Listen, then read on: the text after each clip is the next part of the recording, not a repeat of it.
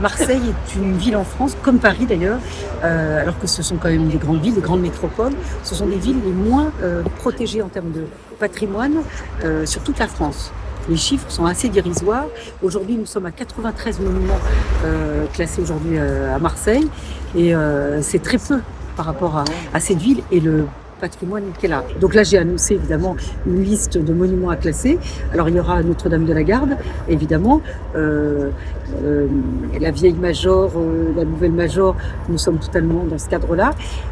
Pour la nouvelle Major et enfin la vieille Major, comme vous l'avez vu, j'ai annoncé évidemment une nouvelle tranche de travaux et les financements qui vont avec.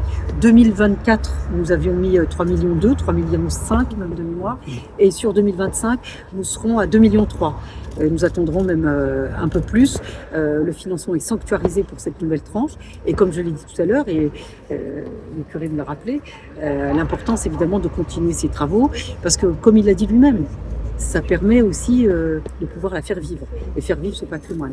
Donc les annonces sont d'une part sur du classement, d'autre part sur du financement et sur un engagement très politique. Pourquoi on souhaite classer?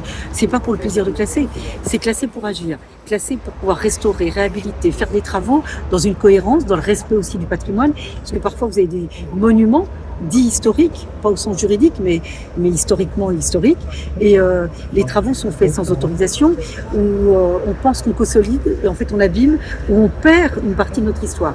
Donc le classement permet de protéger, de restaurer, de réhabiliter, mais aussi permettre des usages. Parce que souvent, vous réparez, vous restaurez, puis vous fermez parce que vous n'avez pas d'autres moyens. Donc la protection apporte des moyens, la protection préserve notre histoire et notre identité culturelle. Ce patrimoine religieux fait partie de notre histoire.